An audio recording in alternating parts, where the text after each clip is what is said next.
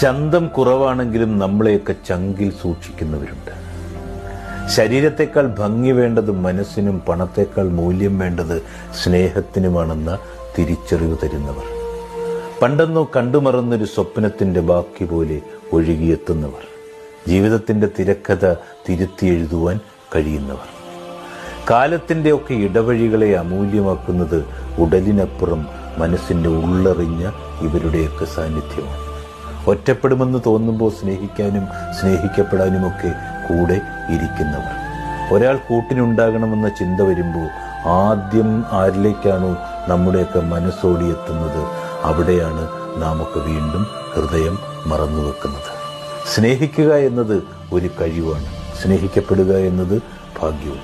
എന്നാൽ സ്നേഹം നഷ്ടപ്പെടാതെ കാത്തു സൂക്ഷിക്കുക എന്നത് വലിയൊരു ഉത്തരവാദിത്വം.